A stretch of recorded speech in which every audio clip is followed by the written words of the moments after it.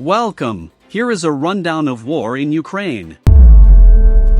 Russia has spent a quarter of its annual budget on the war. Over the last 9 months of the war, Russia has spent $82 billion on its invasion, according to Forbes. Russia's budget revenues last year amounted to £340 billion, meaning Moscow has spent a quarter of its annual budget on the war. This estimate only includes the direct costs of Russia's military operation, and does not include defense spending or economic losses caused by Western sanctions. Meanwhile, the publication said Russia's federal budget revenues from the export of oil and gas are decreasing, after it lost most of the European gas market.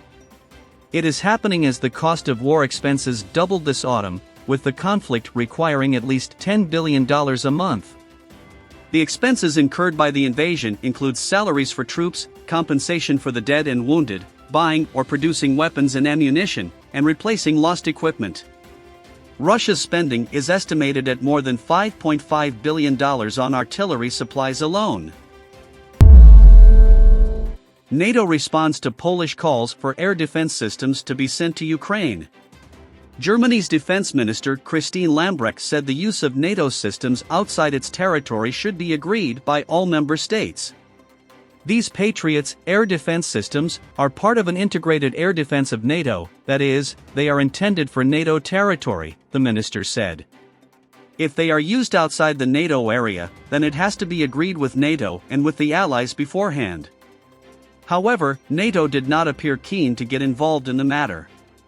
Secretary-General Jens Stoltenberg said the decision on whether to send the Patriot air defense units to Ukraine lies with the specific nations.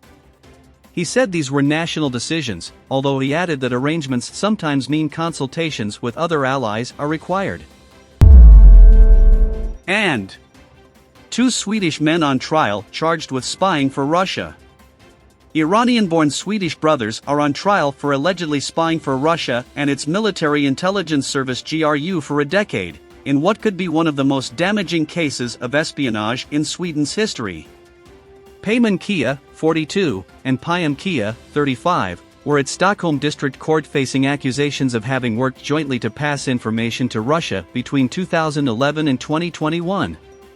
Payman Kia worked for Sweden's domestic intelligence agency between 2014 and 2015, and had also worked for Sweden's armed forces.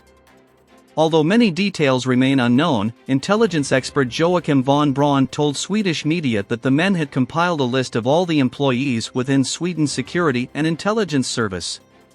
That alone is a big problem because Russian intelligence focuses on human sources, he said.